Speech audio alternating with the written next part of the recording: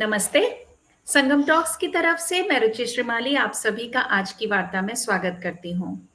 तो संगम टॉक्स पर आने वाले जो हमारे श्रोता हैं, जो यहाँ हमें सुन रहे हैं, उन्हें सबसे पहले नवरात्रि की बहुत-बहुत शुभकामनाएँ। इस अच्छे उत्सव के समय हम आज की ये वार्ता कर रहे हैं। तो साथ में शुरू करने से पहले मैं ये भी बता दूँ कि संगम टॉक्स पे हमारे बहुत सारे विषयों के ऊपर टॉक्स आती हैं, इंटरव्यूज़ आते हैं। तो आप हमारे चैनल को सब्सक्राइब करना नहीं भूलें और उसके सब्सक्राइब करने से आप हमारी पुरानी टॉक्स भी सुन सकते हैं और फ्यूचर में आने वाली टॉक्स के बारे में भी जानकारी प्राप्त कर सकते हैं। तो चलिए आज की वार्ता प्रारंभ करते हैं, समय और खराब नहीं करते। आज की जो हमारी वक्ता हैं वो हैं सुमेधा वर्मा ओझा जी। आप पूर्व राजस्व सेना अधिकारी आईआरएस हैं और इतिहासकार, लेखिका, वेब श्रृंखला निर्माता हैं। इतिहास की संपूर्ण भारतीय इंडिक समझ को रखती हैं और पुरातत्व अवशेष, अभिलेख, मुद्रा शास्त्र, मूल ग्रंथों पर इनकी बहुत बहुत पकड़ है, बहुत अच्छी इन्होंने समझ रखी है उन बातों के बारे में। और संस्कृत, प्राकृत साहित्य, मौर्य काल और अतीत की नारी शक्ति, ये आपके विशेष विषय हैं जिन पर आप काफ़ी ज्ञान रखती हैं। तो नमस्ते सुमेधा जी, संगम टॉक्स पर आपका पुनः स्वागत है। नमस्कार रुचि जी, सारे संगम टॉक्स के श्रोताओं को भी नमस्कार। यहाँ वापस आकर बहुत खुशी मिल रही है। बहुत अच्छा समय है, नवरात्रि की शुभकामनाएं सबको। और हमारा विषय भी नवरात्र से एक तरह से हाँ, जुड़ा ही हुआ है। तो इस खास समय पर ये खास बातें आपके खास श्रोताओं के साथ आनंद आएगा बहुत। जी बिल्कुल।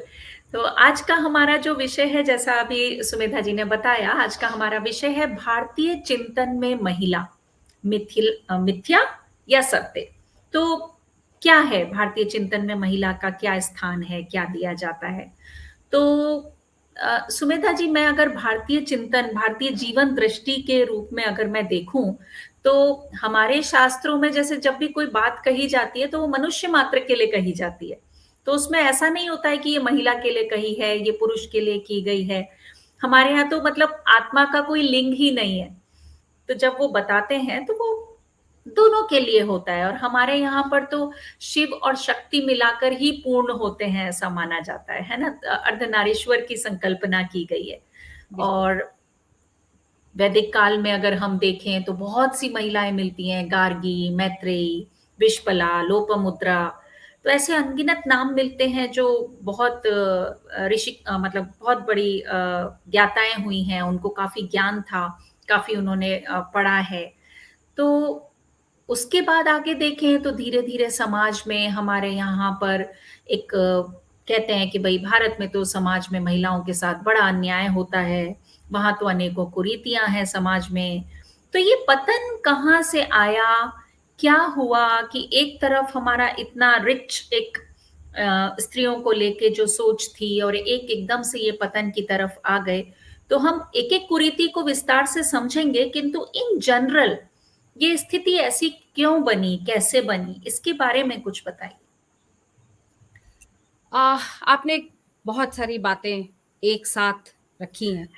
इनको इनके एक-एक धागे को हम निकालेंगे और एक-एक धागे को हम देखेंगे।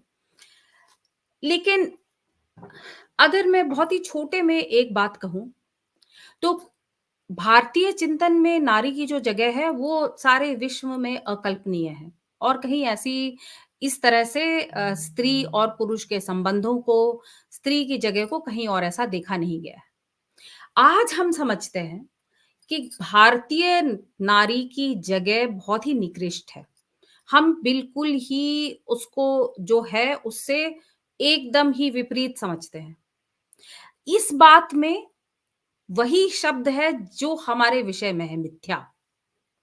तो क्या ये सच है कि हम लोगों की हालत इतनी बुरी हो गई है या ये सच है कि इस तरह की बातें फैलाई गई हैं? तो ये बात कि भारतीय नारी की जगह आजकल बड़ी निकृष्ट है, एक ज़माने में बड़ी अच्छी हुआ करती थी, फिर बहुत-बहुत पतन हुआ, इस बात में कुछ सच्चाई है। मैं ऐसा नहीं कहूँगी कि कुछ सच्चाई नहीं है, क्योंकि हमारे देश पर, हमारी संस्कृति पर बहुत आक्रमण हुए हैं। जो इस्लामी आक्रांता, उसके बाद उपनिवेशवाद, इस तरह के जो हमारे ऊपर आक्रमण हुए हैं, उनसे काफ़ी काफ़ी बदलाव आया है। लेकिन मैं फिर भी कहूँगी, आज के दिन में भी कुछ समस्याएँ हैं, लेकिन जो हमारी एक सोच है, जो हमारा जो हमारा चिंतन है, जो हमारा बेस है, वो अभी भी बहुत सारी बाकी संस्कृतियों और अवधारणाओं से बहुत अलग है और बहुत ही विशेष और दैविक स्थान, मैं ये भी कह सकती हूँ कि एक दैविक स्थान देता है स्त्रियों को। इसलिए हमें इस विषय को कुछ एक बहुत ही बारीक तरीके से देखना पड़ेगा। एक-एक जो भी आपकी चिंताएँ हैं या जो भी आपको लगता है कुरीतियाँ हैं, मेरे ख़्याल से आप पूछेंगी अभी सवाल पूछेंगी, उन सबको हमको ध्यान से देखना पड़ेगा कि इन बातों में कितनी सच्चाई है और इन बातों में कितनी मिथ्या है जो कुछ लोगों ने फैलाई है और क्यों फैलाई है। बहुत लोग पूछ सकते हैं कि किसे क्या पड़ी है, कि हमारे देश की स्त्रियों में की क्या हालत है और उनकी क्या दशा है, लोग क्यों झूठ फैलाएँगे भाई? ये कोई पूछ सकता है। लेकिन इसके पीछे एक गुत्थी है, इसके पीछे बहुत सारा इतिहास है, इसके पीछे बहुत सारे वेस्टेड इंटरेस्ट्स हैं, तो वो क्या थे? जब आप अपने एक-एक सवाल पूछेंगी, तो मैं एक-एक का जवाब दूँगी।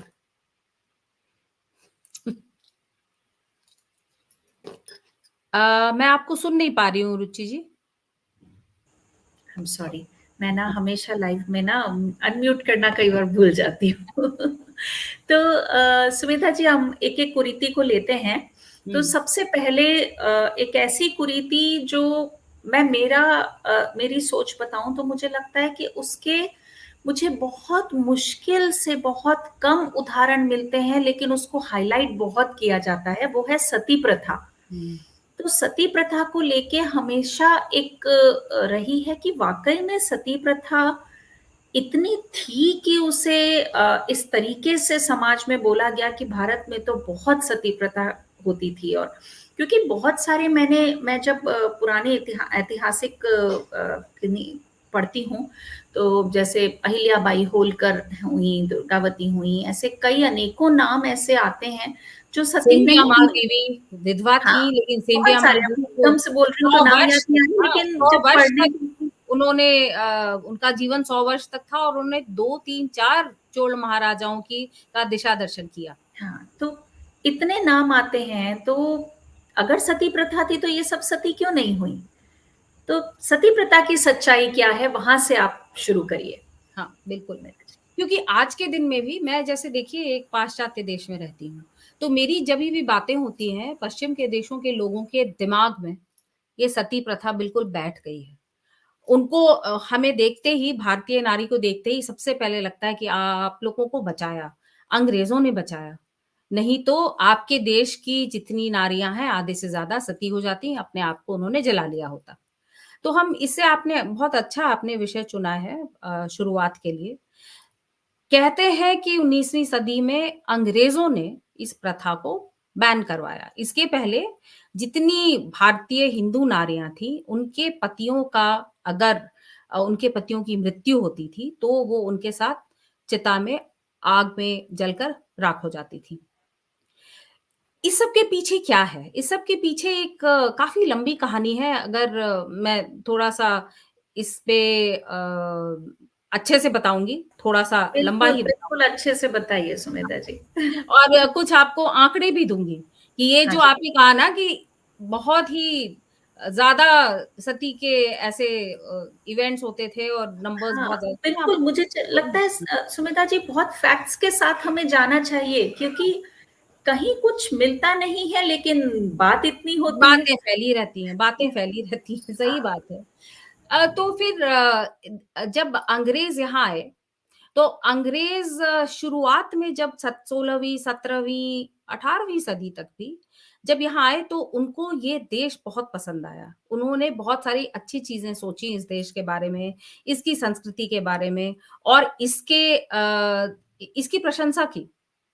धीरे-धीरे आपने तो भी इतिहास पढ़ा ही होगा, धीरे-धीरे कुछ छल से, कुछ लोगों से मिलकर, बहुत सारे हमारे भारतीय लोग ही उनसे मिल गए। मिल-जुल कर उन्होंने कुछ-कुछ जगहों पर अपनी जीत हासिल कर ली और उन्होंने अपना राज एस्टेब्लिश कर दिया। जब धीरे-धीरे अंग्रेज़ों का राज बहुत स्थित हो गया और उनको फिर एक ऐसी बातें उनके दिमाग में आने लगी कि वो इन हराए हुए लोगों से बहुत ज़्यादा अच्छे हैं। तो इन हराए हुए लोगों से जो अब उनकी प्रजा बन गए थे, ऐसा सोचिए, उनको बहुत घृणा और बहुत एक ऐसी उनके दिमाग में उनके ऐसे ख़्याल आ गए कि हम अलग हैं और ये भारतीय प्रजा अलग है, इनकी संस्कृति बहुत खराब है, इनका धर्म बहुत खराब है, ये बहुत ही पिछड़े हुए लोग हैं। इनको हमको बनाना है अपने जैसा। हम सफ़ेद हैं, हमारी सफ़ेद क्रिश्चियन संस्कृति है, इनको उसी की तरह बनाना है। तब से शुरू हुई ये जो श्रृंखला है कि कुछ-कुछ चीज़ें कहीं-कहीं से उठाओ और उन चीज़ों को बड़ा-बड़ा बनाओ और उन कुरीतियों को फिर ऐसा चारों तरफ दिखाओ कि ये कुरीतियाँ ही कुरीतियाँ हैं इस समाज में। सो अगर कुरीतियाँ ही कुरीतियाँ हैं समाज में, तो इस समाज को पूरा बदलना पड़ेगा। इसका पूरा धर्मांतरण करना पड़ेगा, इसकी संस्कृति का पूरा बदलाव करना पड़ेगा। और इस काम में सबसे आगे कौन थे? इस काम में सबसे आगे थे क्रिश्चियन मिशनरीज़। क्रिश्चियन लोगों के भी बहुत सारे अलग-अलग होते हैं पंथ या आपको पता है, तो जो बैप्टिस्ट थे सबसे पहले बैप्टिस्ट्स आए थे, फिर यूनिटेरियंस आए थे, ये लोग सबसे आगे थे। तो इन बैप्टिस्ट का और ये बंगाल में सबसे ज़्यादा बहुत ज़्यादा इनकी एक्टिविटी वहीं बंगाल में थी। इसलिए आप देखेंगी कि जो एकदम शुरुआत के जो आंकड़े हैं, जो अंग्रेज़ों का राज देता था अपने पार्लियामेंट में, जब बताता था कि भारत देश में क्या हो रहा है, वो ज़्यादातर सारे के सारे आंकड़े बंगाल से आते थे। तो इन मिशनरीज़ की क्या मंशा थी? मिशनरीज़ दिखाना चाहते थे कि समाज कुरीतियों से भरा है, अपनी ही बहू-बेटियों को जलाकर राख कर देता है। ये बिल्कुल ही इनको सुसंस्कृत नहीं कहा जा सकता है। ये बिल्कुल सैवेज है, इनको हमें संस्कृति सिखानी है, तो इनका तो धर्मांतरण करना पड़ेगा। उसको सिद्ध करने के लिए इन्होंने बहुत सारी कहानियाँ बनाई। तो मैं आपको कुछ-कुछ मैं आपको एग्ज़ाम्पल दूँगी। तो आप मान लीजिए 2 चरण थे ये। पहला चरण था 1803 से लेकर 1813 तक और मैं आपको ये सारे आंकड़े और ये सारे डेट्स कहाँ से दे रही हूँ? मीनाक्षी जैन जी की एक अति उत्तम पुस्तक है, जो उन्होंने सती पर लिखी है। बहुत सारा शोध करके, बहुत ही गहरा शोध करके उस किताब का नाम ही सती है। वहीं से मैं आपको ये आंकड़े दे रही हूँ। अगर आप और भी ज़्यादा गहराई से पढ़ना चाहते हैं कोई भी श्रोता, तो वो किताब आप कभी भी खरीद कर पढ़ सकते हैं। तो ये जो पहला चरण था, उसमें उन्होंने आस-पास छोटे-छोटे सर्वेस करना आरंभ किया। और उन सर्वेस को कौन करते थे? वही सारे क्रिश्चियन मिशनरी जो इस पूरे समाज को बिल्कुल बर्बाद दिखाना चाहते थे। तो पहला एक सर्वे हुआ तो उन्होंने दिखाया कलकत्ता के पास 800 किलोमीटर की दूरी में उन्होंने ढूँढा कि कितने सारे सती के केसेस हुए। तो उन्होंने 1803 में 275 और 1804 में 115 केसेस ढूँढे। अब ये भी कैसे केसेस थे? क्या वो जो एक या 3-4 जो ऑफिसर्स थे जिनको इसके आंकड़े इकट्ठे करने थे, क्या वो जाकर हर केस को देखते थे? नहीं। कही सुनी बातों पर, रूमर पर उनका विश्वास था। तो भी जो भी है ये फिगर्स आए। अब उन्होंने ये जो बहुत ही सही फिगर्स नहीं थे क्योंकि ये बिल्कुल ऑथेंटिक और पक्के फिगर्स नहीं थे। इनको लेकर इन्होंने और बहुत कहानी गढ़ी। बहुत सारे मिशनरीज़ ने किताबें लिखी, चिट्ठियाँ लिखी, टॉक्स दिए, एक-दूसरे से बात की और एक जिसको कहते हैं ना मॉरल आउटरेज कि सारे लोगों को करे कि ये क्या घृणित कर्म हो रहा है। और उसको बहुत ही ज़्यादा नृशंस तरीके से उसको डिस्क्राइब करके हर जगह उन्होंने ये फैलाया। एक आपको एग्ज़ाम्पल देती हूँ, एक थे विलियम वार्ड नामक मिशनरी। कही सुनी बातों पर उन्होंने एक किताब में लिखा, एक उन्होंने हिस्ट्री ऑफ इंडिया लिखी थी कि 5,000 होते हैं ऐसे केसेस भारत देश में। फिर उन्होंने थोड़ा और डिस्कशन किया और 2-3 पेज बाद लिखा कि मुझे लगता है कि ये 5,000 नहीं, ये असल में 10,000 है। क्यों उनको ऐसा लगता था? क्योंकि वो चाहते थे कि इस समाज को बहुत ही बुरे तरीके से, बहुत ही खराब तरह से प्रेज़ेंट किया जाए। तो उन्होंने उसको बना दिया 10,000। अब ये जो 10,000 है, ये 10,000 हर जगह के लिए एक पक्का आंकड़ा बन गया। तो यहाँ आप देखिए, मैं क्या कहना चाह रही हूँ कि बहुत सारे जो आंकड़े इकट्ठा किए, अंग्रेज सरकार ने खुद नहीं किए, मिशनरीज ने किए। जब अंग्रेज सरकार ने क्या किया था वो भी आपको मैं अभी बताऊंगी। ये लेकिन ये जो फिगर्स थे, मिशनरीज वाले फिगर्स, ये चारों तरफ फैल गए। भारत देश में अंग्रेजी हुकूमत में फैल गए, वापस ब्रिटानिया में वहां भी फैल गए। उनके पार्लियामेंट में लोग कहने लगे, क्योंकि उनको क्या चाहिए था? उनको चाहिए था कि इस देश में मिशनरी लोगों की घुसपैठ हो, उनको सरकार से मदद मिले, उनको सरकार से पैसा मिले, ताकि वो बहुत ही अच्छे से पूरे जो भारत देश में लोग हैं उनका धर्मांतरण करें। तो इसके पीछे का कारण है धर्मांतरण। ये जो सती प्रथा को झूठा बहुत बड़ा एक अ, रूप दिया गया है, उसके पीछे का कारण है धर्मांतरण। तो अब मैं आपको ये भी बताना चाहूंगी कि कुछ और आंकड़े 1815 से 1824 अगर आप लीजिए, ये दूसरा फेज मान लीजिए, तो बॉम्बे प्रेसिडेंसी, बंगाल प्रेसिडेंसी और मद्रास प्रेसिडेंसी में 6,632 केसेस मिले। अब इसमें से 5,997 केसेस केवल कैलकाटा में, मतलब केवल बंगाल प्रेसिडेंसी में। अब आप सोचिए, ये 3 प्रेसिडेंसी बहुत बड़े थे, इनको लेकर आप समझ लीजिए 40-50% जो अ, अ, भारत का एरिया और भारत का पॉपुलेशन था, वो 50-60% आ जाता था। तो इतने ज़्यादा, मतलब 95% से भी ज़्यादा केवल बंगाल से क्यों? इस सवाल का कोई ऐसा जवाब नहीं, पर हम ये जान सकते हैं कि वहाँ पर बैप्टिस्ट मिशनरी सबसे ज़्यादा एक्टिव थे और वहाँ पर उनको सबसे ज़्यादा मॉरल आउटरीच क्रिएट करना था। ये आंकड़े अपने आप में ही बहुत ज़्यादा सस्पेक्ट हैं, क्योंकि ये सारे मिशनरी द्वारा दिए गए हैं, इनका कोई ऑथेंटिकेशन नहीं है। ये कहीं से भी आ जाते हैं, जैसे मैं आपको वो विलियम वॉर्ड की किताब बता रही थी कि 1 पेज पर 5,000 लिखा, 2 पेज बाद 10,000 लिख दिया और 1-2 जगह तो 1,00,000 भी लिखा हुआ है और लोगों ने। कि ये तो फिगर 1,00,000 भी हो सकती है। तो इन आंकड़ों के पीछे और ये जो एक हवा उड़ा दी गई कि चारों तरफ सती होती ही जा रही है, विधवाओं की सती होती ही जा रही है। इस बात में सच्चाई का बीज बहुत ही कम था। अब मैं आपको जो उस वक़्त का की सरकार थी, जो ब्रिटिश हुकूमत थी, उसने भी अपना एक सर्वे किया। 1870 और 1827 के बीच में 4,323 केसेस केवल उसको मिले पूरे देश में। उस वक़्त देश की आबादी क्या थी? उस देश की आबादी थी 16 करोड़। 16 करोड़ लोगों में 4,323 केसेस उनको मिले। अब इस आंकड़े को भी आप कितना पक्का समझें, उस ज़माने के इस आंकड़े को, पर मान लीजिए कि वो पक्का है, तो आप खुद ही सोच लीजिए 4,000 केसेस, अगर 8 करोड़ स्त्रियाँ, 16 करोड़ पॉपुलेशन, ये एक बहुत ही छोटा-सा छोटी-सी बूँद है। अब इस बूँद के पीछे क्या है?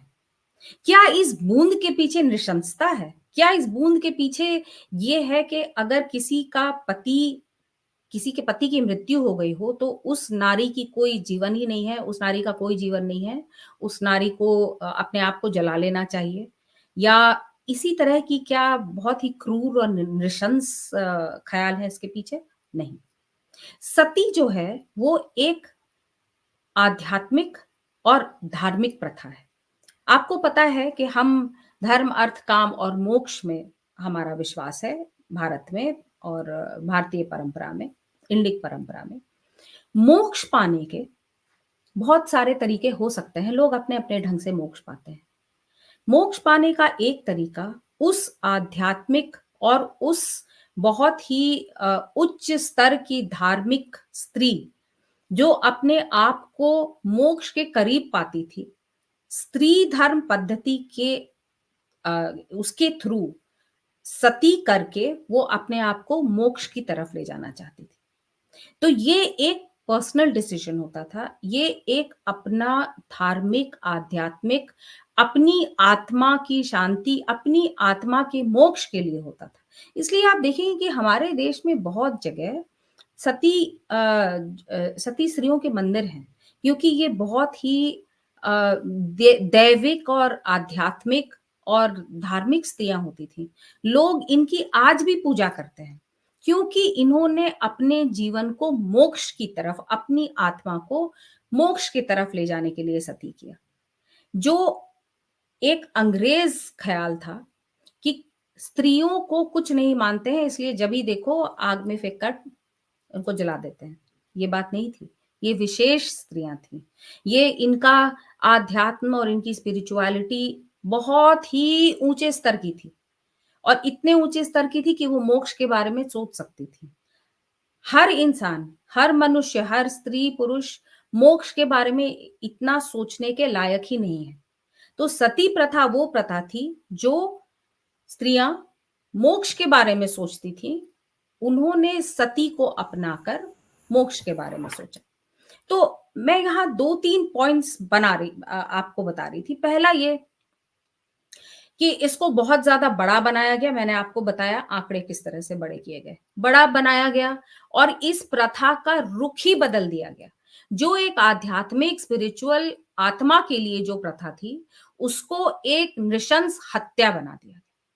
और इसके बाद फिर आपने राजा राममोहन का रॉय का नाम सुना होगा जिन इनके साथ एसोसिएटेड है, पर राजा राममोहन रॉय, वो खुद भी एक यूनिटेरियन क्रिश्चियन थे और उनका भी मिशनरीज़ के साथ बहुत ज़्यादा वास्ता था। तो उनके लिए भी उनकी भी यही इच्छा थी कि पूरे समाज का धर्मांतरण हो जाए।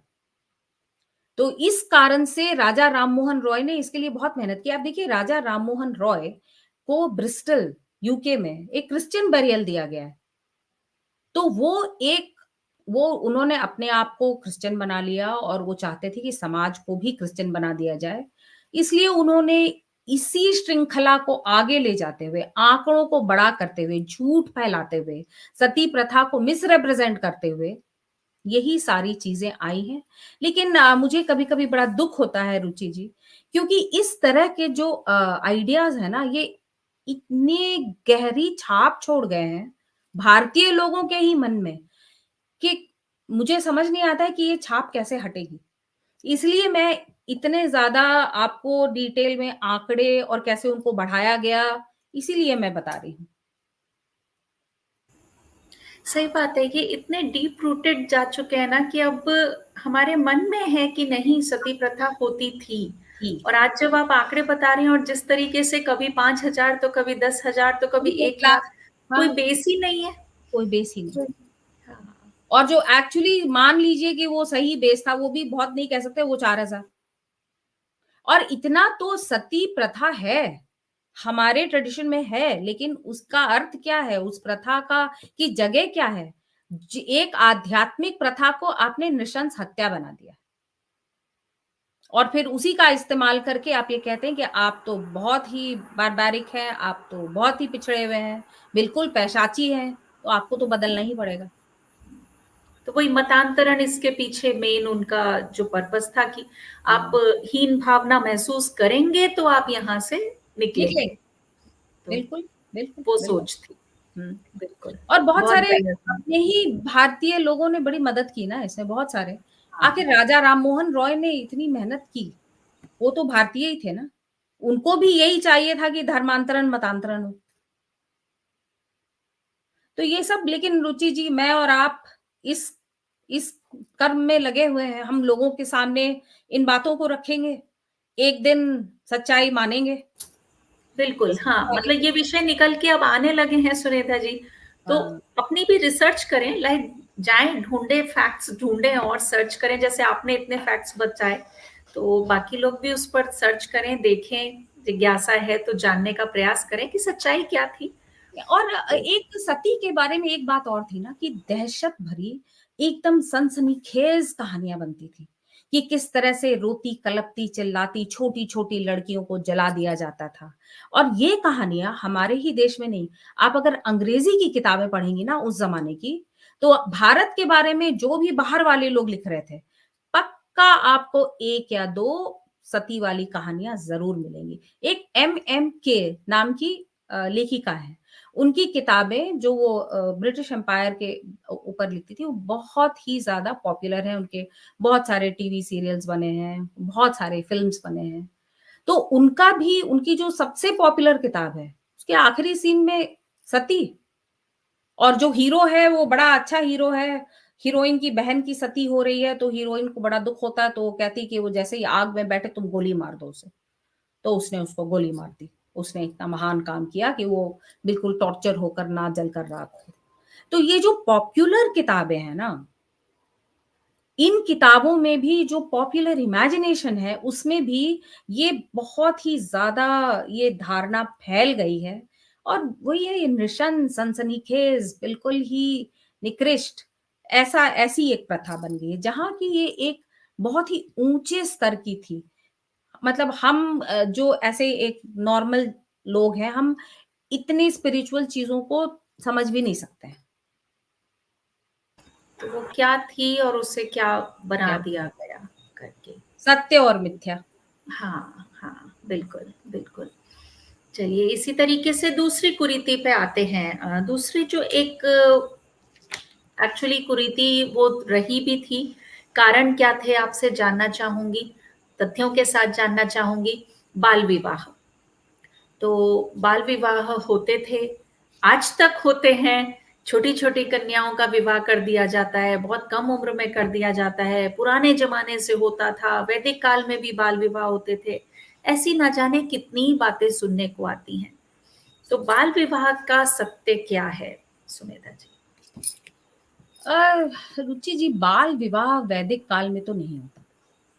बाल विवाह हमारे किसी भी शास्त्र में और हमारे जिन भी स्मृतियों में या धर्म सूत्रों में विवाह के बारे में लिखा हुआ है, कहीं भी बाल विवाह का ज़िक्र नहीं है। बाल विवाह एक बहुत ही बाद की प्रक्रिया है, एक बहुत ही बाद की प्रैक्टिस है और बाल विवाह तो ज़्यादा तब होने लगे ना ये इस्लामी आक्रमण के बाद और उनका आक्रमण स्त्रियों पर बहुत ज़्यादा ही क्रूर था। और स्त्रियों का यौन शोषण और स्त्रियों का उनको उठाकर ले जाना, उनका यौन शोषण करना, ये बहुत ज़्यादा ये बातें फैली हुई थी और लोग बहुत ज़्यादा डर में रहते थे। इस डर के कारण उन्होंने विवाह करना लड़कियों का एक छोटी उम्र में शुरू किया। लेकिन रुचि जी अगर आप बुरा ना माने तो मैं इसमें एक और विषय जोड़कर बात करना चाहती हूँ और वो विषय है शिक्षा का। क्योंकि बिल्कुल, अगर बिल्कुल, बाल विवाह हो गया तो शिक्षा तो जुड़े नहीं हुए है। हैं। हाँ, बिल्कुल जुड़े हुए हैं सुमेधा जी। अगर बाल विवाह हो गया तो शिक्षा वहीं पे रुक कैसे हो गई जाएगी? हाँ, बालिका शिक्षा की। वहाँ वहीं पर रुक जाएगी। जी, तो जी। बाल विवाह और शिक्षा दोनों बहुत जुड़े हुए हैं। तो क्या पुराने काल में स्त्री, नारी और शिक्षा, क्या स्त्री को शिक्षा मिलती थी? तो इस पर काफ़ी शोध बहुत सारे लोगों ने किया है। मैं और आपको और भी किताबों का नाम बता सकती हूँ जिसमें लोगों ने पढ़ा है, पर मैं उसका निचोड़ बता देती हूँ। मुझे पता है कि सबके पास वक़्त नहीं होता है। सारी किताबें और सारे फिर आंकड़े भी पढ़ने का वक़्त कुछ नहीं होता। रेफरेंस दीजिएगा सुमेधा जी। हाँ, कुछ श्रोता हो सकता है पढ़ना चाहें तो कुछ रेफरेंस हाँ, दीजिएगा साथ में। ठीक है, ठीक है। तो ऐसा अ, वैदिक शिक्षा गुरुकुल में होती थी और वैदिक शिक्षा जैसे-जैसे वैदिक ज्ञान बढ़ने लगा, वैसे-वैसे उस शिक्षा के लिए जितने समय की ज़रूरत थी, वो भी बहुत-बहुत बढ़ती गई। अगर आप देखेंगे हमारी पुरानी स्मृतियाँ और हमारे आप अगर चारों वेद देखेंगे, तो वहाँ पर श्रुति में कहीं भी ऐसा कोई सूत्र या श्लोक नहीं है, जो स्त्रियों को के शिक्षा के खिलाफ है। और स्त्रियों की शिक्षा और पुरुषों की शिक्षा का पहल का चिन्ह क्या था? किस तरह से शुरू होती थी? उपनयन, उपनयन से शुरू होती थी। तो सवाल ये उठेगा कि क्या स्त्रियों का उपनयन होता था? तो ऐसा हमारे पास बहुत सारे एविडेंस है कि स्त्रियों का उपनयन होता था। और मैं एक बहुत रोचक और आसान प्रमाण बताऊँगी जो कोई भी कहीं भी देख सकता है। आप किसी भी मंदिर में जाइए, पुराने मंदिर में 8वीं 9वीं या 10वीं 11वीं शताब्दी तक भी, और उसमें जो हमारी देवियों की मूर्तियाँ हैं या जो अन्य स्त्रियों की मूर्तियाँ हैं, आप उनको देखिए। सभी वो जनेऊ पहनी रहती हैं। अगर आप देवी दुर्गा को ही देखिए या देवी शची को देखिए या देवी पार्वती को देखिए, जिसको भी आप देख रही हैं, वो उपनयन वो जो जनेऊ होता है, उपवीत पहनी रहती हैं। इसका अर्थ क्या था कि स्त्रियों और पुरुषों का साथ-साथ गुरुकुल में उनकी शिक्षा होती थी। तो फिर बाल विवाह कहाँ से हो सकता है? हो ही नहीं सकता है। तो यहाँ पर मैं आपको बहुत सारे ऐसे स्मृतियों का और ऐसे आपको मैं अभी रेफरेंसेस देती हूँ ताकि जिसको पढ़ना हो वो पढ़ ले। अगर आप अथर्ववेद के 11वें अध्याय में पढ़ेंगे, वहां पर ब्रह्मचारी कन्याओं का वर्णन है। तो आप समझे कि ब्रह्मचारी क्या होता है, ब्रह्मचारिणी क्या होती है। वो जो उपवीत पहनते हैं, जिन्होंने ब्रह्मचर्य का प्रण लिया है और जो शिक्षा में व्यस्त हैं। तो ऐसी ब्रह्मचारिणी कन्याओं का वर्णन है अथर्ववेद में। सामवेद में यज्ञ करने का अधिकार, बलि पशु को तैयार करने का अधिकार, यज्ञ कुंड को तैयार करने का अधिकार, ये सारा स्त्रियों का था। और यज्ञ करना, ये जो हमारी वैदिक संस्कृति है, उसका केंद्र था। अशिक्षित कोई भी यज्ञ नहीं कर सकता था। यज्ञ यानी कि वैदिक शिक्षा।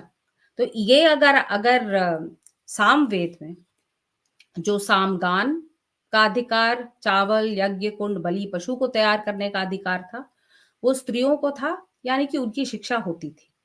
अब यजुर्वेद अगर आप पढ़ें तो, और यजुर्वेद का मैं आपको कहूँगी जो दयानंद सरस्वती की कमेंट्री वाला यजुर्वेद है, वो आप ज़रा पढ़ें। तो उसमें 6, 7, 8, 9, 11, 12, 13, 14 और 15वें अध्याय में बहुत जगह स्त्रियों की जीवन पद्धति का एक वर्णन है कि जब आपके यहाँ एक छोटी बेटी पैदा हो तो आप क्या करें, जब वो बड़ी हो तब आप क्या करें, जब वो बड़ी हो जाए तो वो क्या करें। जैसे 12वें अध्याय को अगर आप पढ़ेंगे तो उसमें वर्णन है कि आप अपने पुत्र पुत्री दोनों को गुरुकुल भेजें शिक्षा के लिए। जब आपकी पुत्री षोडशी हो जाए तो उसे ये हक है कि वो अपने पति का चुनाव करे। तो ये तो बाल विवाह नहीं हुआ ना। कोई छोटी सी शिशु अपने पति का चयन तो कर ही नहीं सकती है। 16 से नीचे की जो व्यवस्था जो एज था, 16 से नीचे विवाह की विवाह का समय सही नहीं था, ऐसा ये यजुर्वेद में लिखा हुआ है। तो ये तो मैं आपको बहुत सारे मैं रेफरेंसेस दे दिए, और भी मैं बताऊंगी। गोभिल गृह सूत्र, बौधायन, याज्ञवल्क्य, मनुस्मृति के भी जो बहुत कुछ कमेंट्रीज हैं, उसमें भी इसी तरह के बातें हैं। स्त्री की शिक्षा, उसके बारे में, और स्त्री का जो चयन पति का, इन सब के बारे में। तो दो तरह की स्त्रियां होती थी जो शिक्षा ग्रहण करती थी। एक तो ब्रह्मवादिनी, जो ऐसा उनको पूरा जीवन शिक्षा में बिताना था, तो वो पहले सीखती थी, फिर वो दूसरों की गुरु बन जाती थी। ये थी ब्रह्मवादिनी। और एक आपने सुलभा का नाम शायद सुना होगा। सुलभा जनक संवाद महाभारत का बहुत ही फेमस है, क्योंकि सुलभा ने राजा जनक, जो कि बहुत ही बड़े विद्वान माने जाते हैं, उनको शास्त्रार्थ में हराया था। और राजा जनक के पास जवाब नहीं थे। जो सुलभा ने उनसे सवाल पूछे, उसका जवाब उनके पास नहीं था। सुलभा अपने आप को एक ब्रह्मवादिनी बोलती है। ये मैं महाभारत से बता रही हूँ, एक उदाहरण। गार्गी भी ब्रह्मवादिनी गार्गी भी थी, लेकिन मैं आपको दूसरा बता रही हूँ, वो जिनको बोलते थे सद्योधवा, जो विवाह के उपरांत अपनी शिक्षा को आगे बढ़ाती थी। और ये जो बहुत ही फेमस बृहदारण्यक उपनिषद में एक याज्ञवल्क्य और उनकी पत्नियों के साथ एक संवाद है। उनकी एक पत्नी, वो कहते हैं मैं जा रहा हूँ जंगल। तो बहुत ही सुंदर संवाद है वो। एक पत्नी तो सुमेधा जी। कहती है हाँ, सारे जितने आपके पास आर्थिक है रिसोर्सेज वो मुझे दे दीजिए, और दूसरी पत्नी कहती नहीं, आप मुझे बताइए कि आत्मा क्या होती है, मृत्यु क्या होती है, मृत्यु के बाद क्या होता है, मोक्ष क्या होता है।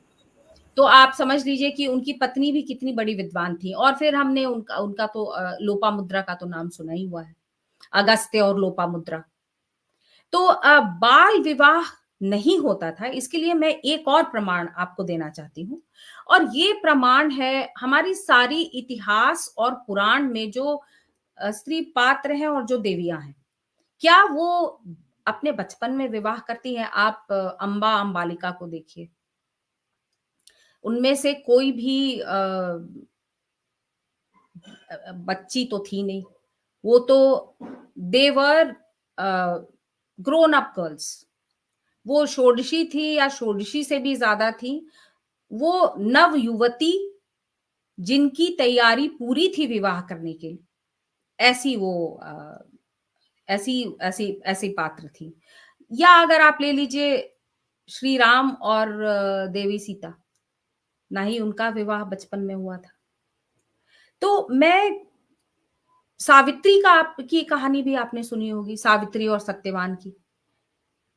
तो सावित्री तो इतनी ज़्यादा बहुत सुंदर, बहुत विद्वान, ऐसी विदुषी स्त्री थी कि उनके लिए सही पात्र ढूँढना उनके पिता के लिए उनसे हो ही नहीं पाया। तो उन्होंने पुत्री को एक छोटे से 6-7 मिनिस्टर्स दिए, एक छोटी-सी आर्मी दी और बोला, "तुम पूरे देश में घूमो और अपने लिए एक वर चुनो।" तो पूरे देश में घूम-घूम कर उन्होंने अपने लिए सत्यवान को चुना था। तो ये सब कहाँ से बाल विवाह है? अच्छा, और मान लीजिए हम इतिहास पुराण को छोड़ते हैं वापस, क्योंकि वो बहुत पुराना है। अपनी 200, 400, 500 साल पहले की इतिहास को देखें। तो आप रुद्रम्मा देवी को देखिए, जो अपने देश की रानी, ये समझ लीजिए राजा ही थी, और उन्होंने विवाह किया, काफ़ी उम्र के बाद विवाह किया। आप रानी दिद्दा को देख लीजिए, जो कश्मीर की रानी दिद्दा थी। तो हमारे पास उदाहरण बहुत हैं, लेकिन उन उदाहरणों को हम कुछ ढंग से पेश नहीं कर पाते हैं। हम कभी किसी इस तरह से ना वो बता नहीं पाते हैं कि वो लोगों को समझ आए कि हाँ, स्त्रियों को ये हक था कि वो एक उम्र तक पहुँचे, उसके बाद सोच-विचार करें। सोच-विचार करने के बाद अपने योग्य एक वर ढूँढें, और अगर अपने योग्य ये वर नहीं लगे, तो वो उससे विवाह ना करें। इनफैक्ट ये जो एक विवाह सूक्त है ना, जो वाकाम्भृणी ने लिखा है, जो आपको बहुत जगह मिलेगा, लेकिन इसी पर हमारे सारे जितने विवाह आज भी होते हैं, वही उस पर बेस्ड है। उसके पहले एक तो श्लोक में क्या लिखा है कि जो वाकाम्भृणी ने, जो सूर्य सावित्री, हाँ, वाकाम्भृणी ने तो देवी सूक्तम लिखा है। तो उन्होंने क्या ये सूर्य सावित्री ने खुद लिखा है, विवाह के बारे में लिखा है, और पहली बात क्या है कि पिताजी ने चुना किसी को उनसे विवाह करने के लिए, पर वो नहीं करना चाहती थी, तो उन्होंने किसी और से विवाह किया। तो जहाँ आ जाती है बात चयन करने की, जहाँ आ जाती है बात एक उम्र तक पहुँचकर, और दूसरी बड़ी बात वो इसलिए मैं शिक्षा के बारे में कह रही थी। गुरुकुल भेजकर शिक्षा समाप्त होने के बाद ही विवाह करना चाहिए, ऐसा यजुर्वेद में भी लिखा है। यजुर्वेद के ये जो आपको अभी मैंने बताया ना इतने सारे अध्याय, ये सारे अध्याय जो हैं ये एक ब्लूप्रिंट है आज की एक मॉडर्न नारी के लिए, एक मॉडर्न स्त्री के लिए, कि आपको किस तरह से अपना जीवन जीना चाहिए, किस तरह से शिक्षा प्राप्त करनी चाहिए, किस तरह से जीवन साथी ढूँढना चाहिए, और उसके बाद जीवन साथी के साथ किस तरह से आपको अपना परिवार चलाना चाहिए। तो बाल विवाह तो एक इस्लामिक आक्रांताओं के जो सारे कुकृत्य थे, उसके कारण करने पड़े, और बाल विवाह उसके बाद के दिनों में भी फिर वो, जब हमारा समाज बहुत आक्रमण और बहुत सारे आक्रांताओं के बाद और उपनिवेशवाद के बाद हमारे समाज को भी की भी बिल्कुल ज़र्रे निकल गए, उसके बिल्कुल चीड़-फाड़ हो गई हमारे सोशल फैब्रिक की। तो बहुत सारे प्रॉब्लम्स ये पिछले 200-300 सालों में आए हैं और इन प्रॉब्लम्स को सॉल्व करना भी हमारी अपनी ही ज़िम्मेदारी है और वो तो हम करते ही रहेंगे। लेकिन बाल विवाह का हमारे शास्त्रों में ना ही कोई निर्धारण है और ना ही आपको उदाहरण मिलते हैं जो हमारे इतिहास और पुराण है, उसमें छोटे-छोटे बच्चों की शादी करने की। जहाँ पर वो अपने पति को खुद चुन रही हैं, वहीं पता चल जाता है कि उम्र छोटी कैसे तो हो सकती है। कैसे हो सकती है? समझ अब और हाँ, कितनी कहानियाँ हैं रुचि जी, नल दमयंती की कहानी है। वो हाँ, एक-दूसरे को चिट्ठी लिखते थे। वैसे तो आप कृष्ण रुक्मिणी की भी कहानी देख लीजिए। हाँ, अर्जुन और सुभद्रा बिल्कुल। की भी कहानी देख लीजिए। हमारे यहाँ हमारे इतिहास पुराण में रोमांसेस बहुत अच्छे-अच्छे हैं। बहुत ही सारे रोमांटिक स्टोरीज़ हैं। तो उन सब को देखने समझने के बाद ये क्लियर हो जाता है कि बाल विवाह तो बिल्कुल था नहीं और हमारी किसी भी श्रुति में और किसी भी पुरानी स्मृति में बाल विवाह का उल्लेख नहीं है। लेकिन अगर आप 200-300 400 साल पहले चले जाइए, तो फिर कुछ आपको आगे की स्मृतियाँ मिलेंगी, जिसमें हुँ, कुछ उल्लेख मिल सकता है। हाँ।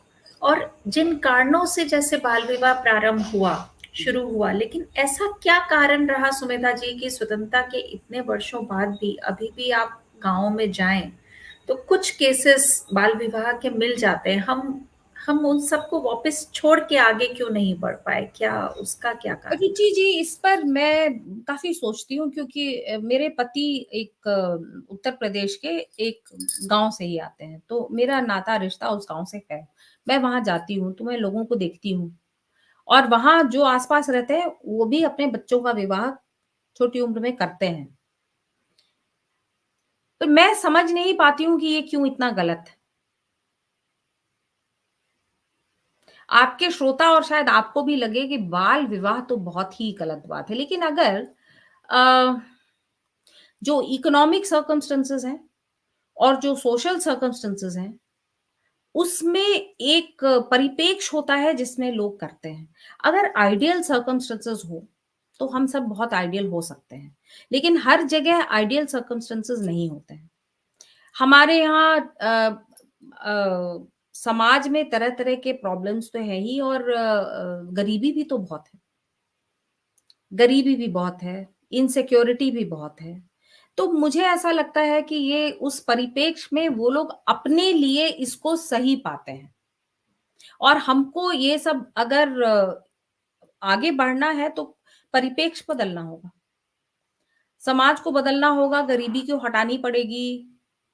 गरीबी को तो बिल्कुल ही हटानी पड़ेगी, उसके बिना तो होगा नहीं। क्योंकि बहुत कोई सारी सबसे ये बड़ा कारण है इसके हाँ, पीछे। बहुत बड़ा कारण है इसके पीछे। किंतु कारण कुछ भी कहिए, लड़की उस समय तैयार नहीं है उसके लिए। तो उस चीज़ को उस तरीके से कि आप कह रहे हैं कि हमेशा गलत नहीं होता है, कोई कारण रहता है। जो भी कारण रहे, सही तो मैं नहीं समझ पा रही हूँ। ये आपकी बात सही है रुचि जी। इस को हम शायद सही नहीं ठहरा सकते हैं, इसलिए भी क्योंकि आज के दिन में एक ज़माने में मान लीजिए बहुत जल्दी लाइफ़ एक्सपेक्टेंसी बहुत कम होती थी। 30 साल में, 35 साल में मृत्यु होती थी। आज के दिन में तो 60, 70, 80 पहुँच गए हैं। तो ये सारी धारणाएँ बदलनी होंगी। और हमें फिज़िकली वो रेडी ही नहीं है अभी शादी के लिए। तो हुँ, हाँ, ये ज़रूर था कि पहले एक वो सुमेधा जी होता था कि भई गौना बाद में किया जाता था। हाँ, तो होना बाद में ठीक है, किया। एक वो पॉइंट वहाँ कवर लेकिन होता देखिए, है। ये जो एकदम ही ऐसे वो गोद वाले बच्चों की शादी है, वो तो एक विकृति ही है रुचि जी, उसके लिए हम कोई एक्सक्यूज़ बना नहीं सकते। उसके लिए हम कोई एक्सक्यूज़ नहीं बना सकते। हाँ, वो एक वही सामाजिक परिप्रेक्ष्य और उसकी समस्याएँ, गरीबी, इनसिक्योरिटी, डर और इस तरह की बहुत सारी चीज़ें उसके लिए तो इधर उससे थोड़ा बाहर निकलें, थोड़ा-सा शिक्षा थोड़ी और आए तो ये चीज़ क्योंकि शिक्षा, जो चीज़ नहीं थी अवेयरनेस हमारे समाज में, वो आ गई और अब जा नहीं रही, तो वो हमें दूर करना है, मिलके दूर करना वैसे है। रुचि जी मुझे लगता है अगर आप स्टैटिस्टिक्स देखेंगी ना, तो घट रहा है, नहीं कहा जा सकता है कि ज़ीरो है, डेफ़िनेटली बिल्कुल घट रहा है। बहुत, बहुत तेज़ी से कम हो रहा है। हाँ, हाँ, और जा रहा बहुत है और जगह बहुत होपफुली सारी बहुत जल्दी स्टडीज़ हम देखेंगे कि खत्म हो गया। हाँ, हाँ। तो बहुत स्टेट्स में लेजिस्लेशन भी पास हो रहा है ना, स्ट्रॉन्ग लेजिस्लेशन इसके, फॉर एग्जांपल असम में बहुत स्ट्रॉन्ग लेजिस्लेशन है। लेकिन रुचि जी, इसमें आपको, हम तो एक इंडिक और हिंदू परिप्रेक्ष्य में बात कर रहे हैं यहाँ। पर बहुत सारे जो इस्लामिक सेक्ट्स हैं, इस्लामिक पंथ हैं, उनमें ये चाइल्ड मैरिज काफ़ी होती है। तो आप अगर भारत के स्टैट्स देखेंगे, तो वो बहुत सारे सारे स्टैटिस्टिक्स इस्लामिक कम्युनिटी से आएँगे। ये तो आपने बहुत नई चीज बताई सुमेधा जी। हमेशा यही लगता था कि हिंदू समाज में ही बाल विवाह है, इस्लाम में तो वहां तो होता ही नहीं है। इनफैक्ट असम में जो लेजिस्लेशन है ना, it is targeted towards the Islamic communities, because statistics show that child marriage is far more prevalent in Islamic communities, and specially जो आज की बात हम कह रहे हैं ना, जब कुछ कुछ अवेयरनेस, कुछ कुछ सामाजिक बदलाव हो भी चुका है, आज के दिन में maximum child marriages happen in Islamic communities, and I would say it's like 36 30 70. Oh my God! तो ये तो एक नई बात बताई आपने सुमेधा जी। इसी के साथ बाल विवाह से हम आगे बढ़ते हैं, तो फिर एक और प्रथा है जो बहुत पॉपुलर है कहना चाहिए, कि काफी उस कुरीति को बढ़ाया चढ़ाया गया है, कि पर्दा प्रथा। तो वो भी पर्दा प्रथा तो बहुत क्लियर है, पहले नहीं थी, देखिए, आप मध्य में पर्दा आई। प्रथा को मुझे जरा समझाइए, क्योंकि मुझे इसमें एक मुझे कंफ्यूजन होता है। मैं मान लीजिए अपने घर के किसी बड़े के पास जा रही हूँ, तो मैं अभी जिस तरह से मैं पहनी हुई हूँ अपनी साड़ी, मैं इसको उठाकर रख शायद अपने सर पे रख लूँ। तो क्या इसको आप पर्दा प्रथा कहती हैं? आप किसको हाँ, पर्दा तो कहती यहाँ पे मैं थोड़ा-सा क्लियर करती हूँ। हैं? एक होता है सिर पर आँचल रखना, हुँ, जिसे माना जाता है कि एज़ अ रिस्पेक्ट हम मंदिर में भी जाते हैं तो सिर पर कुछ रखते हैं। हुँ, हुँ, गुरुद्वारे में जाओ तो भी सिर खाली नहीं रखा जाता है, मंदिर में जाओ तो सिर पर ढका जाता है। पुरुष भी इवन टोपी पहनते हैं या रुमाल रख लेते हैं। कोई पूजा में बैठते हैं तो सिर ढका जाता है। वो एक रिस्पेक्ट का प्रतीक हो गया। हुँ। पर्दा प्रथा जब कहते हैं तो वो कि इतना लंबा करा जाए कि वो लड़की देख ना सके, और चेहरा छिपना चाहिए कि वो ना वो देख सके ना कोई दूसरा देख सके। तो हम वहां यहाँ उसकी बात करें। मुझे तो मुझे इस तरह की पर्दा प्रथा, अगेन मुझे ऐसी फीलिंग है ना कि इस चीज को भी बहुत मिस रिप्रेजेंट किया गया है। जो मैं आपको कह रही हूँ ना कि बहुत बार जैसे मैं देखती हूँ, जो इंटरनेशनल ऑर्गेनाइजेशंस के लिए काम करते हैं ना लोग, वही ये स्टैटिस्टिक्स निकालते हैं। तो उनको जो आपके लिए बहुत क्लियर है कि आप किसको पर्दा प्रथा कह रही हैं, वो उनके लिए क्लियर नहीं है। वो अगर मैं भी अपने सर पर पल्लू रखूंगी, उसको भी वो पर्दा प्रथा ही कहते हैं। और इसी बेसिस पे वो बहुत सारे अपने स्टैटिस्टिक्स निकालते हैं। मैं तो उन लोगों को जानती हूँ तो जो ये डाटा स्टैटिस्टिक्स, सारा चेंज हो जाएगा, वो तो सारा का सारा। पर पूरा चेंज हो चुका है, पूरा चेंज हो चुका है। और जो लोग ग्रास रूट्स पे काम करते हैं ना, जो ये इकट्ठा करते हैं, बहुत सारे फिर उनसे जब बातें होती हैं, तो वो भी ये बातें हमें कहते हैं कि ये मिसरिप्रेजेंटेशन ऑफ फैक्ट्स है। इतने सारे लोगों में इस तरह की चीजें नहीं। और आप ये ना बहुत देखेंगे आप, यूनिसेफ इस तरह के बहुत सारे इकट्ठा करता है, और बहुत सारे इंटरनेशनल ऑर्गेनाइजेशंस इस तरह के इस तरह का डेटा बहुत इकट्ठा करते हैं। भारत देश में पर्दा प्रथा, इसके लिए भी कोई ना इसमें किसी शास्त्र में इसका विवरण है, ना बिल्कुल ही कहीं नहीं है। तो हमारे पोशाक क्या होते हैं? हमारे पोशाक, तो ट्रेडिशनल पोशाक है वो 3 होते हैं। एक अंतरिय होता है, जो कमर के नीचे पहनते हैं, एक उत्तरीय जो कमर के ऊपर, और एक कायाबंद होता है जो कमर में बाँधते हैं, ताकि आपका जो उत्तरीय है, जो अंतरिय है वो बिल्कुल जगह पे रहे। तो ये 3 है भारतीय पोशाक। और ये 3 जो एलिमेंट्स हैं भारतीय पोशाक की, ये स्त्री और पुरुष दोनों के लिए ही हैं। हमारे यहाँ कपड़े पहनने में, कपड़ों में कोई सेक्सिज़्म नहीं है। बिल्कुल वही 3 कपड़े। उसको पुरुष अलग ढंग से बाँधते हैं, स्त्रियाँ अलग ढंग से बाँधती हैं, और उसी अलग ढंग से बाँधने में, जिसको ड्रेपरी कहते हैं, उसी में सारा सार पोशाक का, पोशाक की सिग्निफिकेंस का, कौन पहन रहा है, उसकी क्या जगह है समाज में, ये सारी चीज़ें सारी पता चल जाती हैं। इसको कहते हैं बगैर सिले हुए कपड़े को पहनना। और रुचि जी, अगर आप ध्यान देंगी, तो आज के दिन भी जब हम पूजा पाठ करते हैं, तो ये कहा जाता है कि स्टिच्ड क्लॉथ नहीं पहना जाता है। वो उसको एक वस्त्र बोलते हैं, बिना स्टिच किए हुए कपड़े पहनकर पूजा पाठ की जाती है, क्योंकि भारतीय परंपरा में स्टिच्ड क्लॉथ जो है वो दैट इज द वो ओरिजिनल है, वो हमारी ओरिजिनल पोशाक है। स्टिच्ड कपड़े कुषाण एम्पायर के साथ दूसरी तीसरी सदी में आया और फिर आगे आगे और काफी कुछ बढ़ता गया। लेकिन ये तीन जो एलिमेंट्स हैं, इसको मैं क्यों मेंशन कर रही हूँ, क्योंकि इसी से आता है ये कॉन्सेप्ट ऑफ रिस्पेक्ट। ये जो आपका ऊपर वाला उत्तरीय है, स्त्रियों के लिए कभी उनको मन किया तो वो एक भी पहन सकती थी और दो भी पहन सकती थी, और अगर दो पहनती थी तो एक को अपने सर पर रखती थी और एक को अपने कंधे पर रखती थी।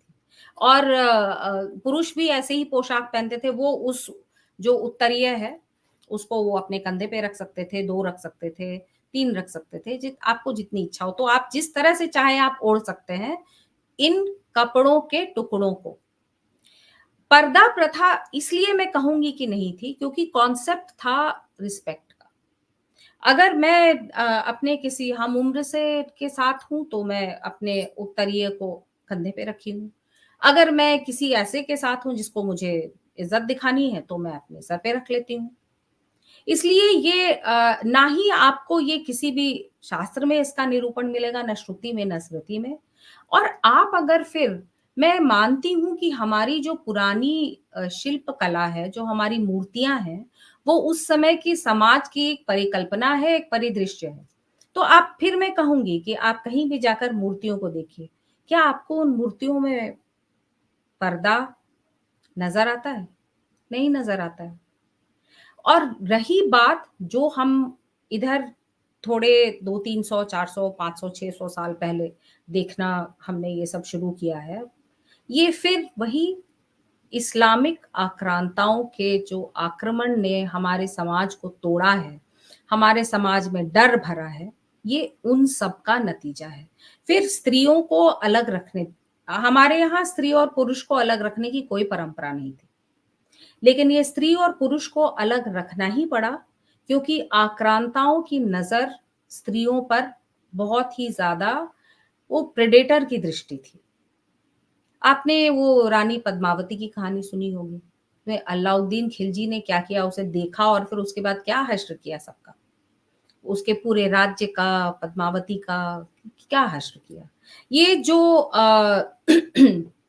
एक इस्लामिक सोच है कि स्त्री सेवन की वस्तु है, स्त्री को वस्तु ही समझते हैं और सेवन के लिए ही समझते हैं, तो उसने जो एक इक्विलिब्रियम था स्त्री और पुरुष का और जो समाज था उसको बहुत कुछ तोड़ दिया। और उसके बाद फिर आप ये जो स्त्रियों को अलग रखना, पीछे रखना, अंदर रखना, ढककर रखना, ये सारी चीजें बहुत ज्यादा आ गई। नहीं तो आप अगर हमारे इतिहास और पुराण पढ़ेंगी तो हमारी जो युवतियां थी वो बहुत ही मतलब सुंदर ही नहीं, विद्वान ही नहीं, बहुत बोल्ड भी होती थी। वो कहीं किसी के पीछे रहना और छुप के रहना ये सब हमारे इंडिक जीन्स में है नहीं। लेकिन हमारे देश ने, हमारे समाज ने बहुत कुछ सहा है और इन्हीं चीजों के कारण जो आज के दिन में अगर हमें अब ये कुरीतियां दिखती हैं तो फिर ये तो उनको हटाने की बात है, ये तो थोड़ा अवेयरनेस फैलाने की बात है और उनको हटाने की बात है। और दिन पे दिन कम होती जा ही रही हैं, समाज में परिवर्तन आ ही रहा है। और जितने, हम्म, जैसे आपने कहा कि पुराना नहीं मिलता है, 2-4 साल, हाँ 200-400 साल आप पीछे बस जाते हो, तो बस वहीं से ये शुरुआत क्लियरली आप हम देख आप सकते हैं। आप कोई भी श्रुति पढ़ लीजिए या कोई भी स्मृति पढ़ लीजिए, आपको नहीं मिलेंगे। हाँ जी। इसके बाद जो एक अगली कुरीति आती है सुमेधा जी, उसका कारण मैं नहीं समझ पाती, बताइएगा, वो है दहेज की प्रथा। अच्छा रुचि तो जी, आप मेरे एक सवाल का जवाब दीजिए। हाँ जी। दहेज तो एक उर्दू शब्द है, हिंदी में हम्म, क्या कहते हैं इसको? नहीं पता। क्योंकि कोई शब्द ही नहीं है। हाँ। संस्कृत में क्या कहते हैं? कोई शब्द नहीं, हाँ, कभी ध्यान ही नहीं दिया। कोई शब्द ही नहीं है। ये दहेज, जहेज, ये अरबिक पर्शियन हेरिटेज है इसका, ये उर्दू इसी शब्द उसी तरीके से जैसे डिवोर्स का कोई हिंदी शब्द है ही नहीं। है ही नहीं, है ही नहीं। तो दहेज का मतलब कोई शब्द ही नहीं है। कोई शब्द ही नहीं है। और हमारी स्मृतियों में 8 प्रकार के विवाह हैं। कुछ उनमें से कुछ में ब्राइड प्राइस मतलब लड़के को पैसे देने पड़ते हैं, लड़की से शादी करने के लिए, ब्राइड प्राइस बोलते हैं उसको। उसका वर्णन है। लेकिन कहीं भी लड़की को पैसे देने पड़े, लड़के से शादी करने के लिए, ये 8 प्रकार विवाह के 8 प्रकार में नहीं, कहीं नहीं, किसी भी स्मृति में नहीं। तो दहेज तो है ही नहीं कहीं। हमारे यहाँ इसका इसका कॉन्सेप्ट ही नहीं है। हमारे यहाँ क्या कॉन्सेप्ट था? स्त्री धन। और स्त्री धन क्या था? वो चीजें जो माँ अपनी बेटी को देती थी, बेटी फिर अपनी बेटी को, और वो बेटी फिर अपनी बेटी को। तो ये सीधा in the line of women ये पास होता था। ये केवल और केवल स्त्रियों की संपत्ति थी। उस परिवार में कोई भी पुरुष का कोई हक नहीं था उसके ऊपर। तो ये क्या चीजें होती थी? ये होती थी गहने, घर के बर्तन, फिर घर के फर्नीचर, बिस्तरा या बिस्तरे पे बिछाने वाली चादर। और आप ये याद रखिए ना कि आज आपको लगे चादर, धन, और हमें बहुत ही अजीब लगता है, चादर बहुत छोटी-सी चीज़ है, लेकिन आप अगर 5000 साल पहले जाएँ, तो हर किसी के पास चादर नहीं होती थी। क्योंकि वो एक आपको उसको वीव करना पड़ता था, उसके लिए आपके पास कपड़े होने थे, और पूरे घर के चादर और तकिए जो थे, वो एक बड़ी चीज़ होते थे। गहने तो हमेशा से सबसे ज़्यादा मूल्यवान होते ही आए हैं। तो वो बहुत सारा मूल्य एक बहुत छोटी-सी चीज़ में कॉन्सन्ट्रेट करके। तो ये मनु ने 5 प्रकार के दिए हैं, कौटिल्य ने 8 प्रकार के दिए हैं, स्त्रीधन की बहुत लोगों ने अलग-अलग लिस्ट दी है। मैं आपको एक रफ आइडिया दे रही थी कि ये सारी गहने और घर के बर्तन, ये दोनों वही ज़रूर। बर्तन भी पहले तो तांबे के और महँगे कॉस्टली होते वो थे। तो बिल्कुल, वो तो काफ़ी काफ़ी कॉस्टली होते थे। हाँ, तो ये तो ज़रूर होते थे, किन्हीं-किन्हीं लिस्ट में कहीं-कहीं लैंड भी है, पर वो बहुत ही 1 ही 2 स्मृति लिखने वालों में ज़्यादातर यही जो मैं आपको बता रही हूँ वही होते थे। तो ये तो था स्त्री धन। तो ये स्त्री धन दिया जाता था स्त्री को विवाह के दौरान, और बाद में वो अपनी पुत्री को दे देती थी। तो फिर कहाँ से शुरू हुआ ये दहेज? ये तो दहेज तो अ, हमारे किसी ट्रेडिशन में है ही नहीं। लेकिन ये अगर फिर से हम उन्हीं बातों पर वापस जाएँ, उपनिवेशवाद और उसके बाद इस्लामिक आक्रांता और उपनिवेशवाद के कारण तो बहुत कुछ हुआ है। इस केस में मैं आपको एक उपनिवेशवाद का एक असर बताती हूँ। तो गाँव में, और भारत तो गाँव का ही देश था, गाँव में जो मालिकी होती थी, जो मिल्कियत होती थी, खेत के ऊपर, ज़मीन के ऊपर, घर के ऊपर, वो कम्युनल होती थी, पूरे परिवार की होती थी। और परिवार के सभी लोग, और कुछ-कुछ केसेज़ में गाँव के सभी लोग इस खेत का या इस खलिहान का या इस आम के बगीचे का या जो भी फल के बगीचे का सभी लोग प्रयोग कर सकते थे। तो एक कम्युनिटी और फैमिली ओनरशिप का ऐसा कॉन्सेप्ट था।